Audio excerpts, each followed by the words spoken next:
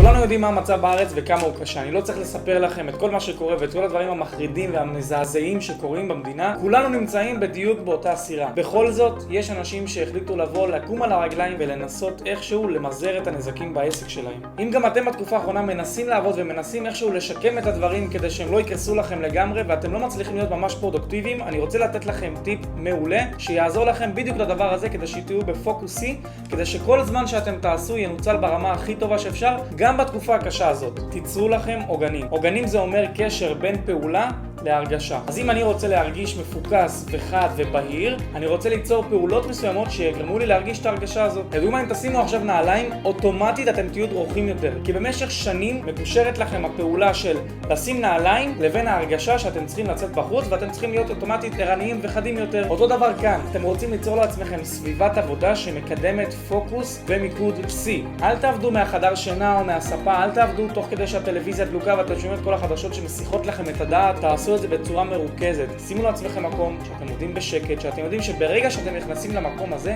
אתם עובדים. לא מהחדר שינה, לא מהספה, לא מהטלוויזיה, לא מהמיטה, ובטח שלא עם הפיג'מה שלכם. תתלבשו כאילו אתם יוצאים היום ליום עסקים רגיל, לעבודה במשרד. אוטומטית אתם תעשו את הדברים בצורה הרבה יותר חלקה ופרודוקטיבית בטירוף. אם הטיפ הזה עזר לכם, אתם מוזמנים לשתף לבעלי עסקים נוספים, שהטיפ הזה גם יכול לעזור להם ולרומם אותם בתקופה הקשה מאוד שאנחנו נמצאים בה.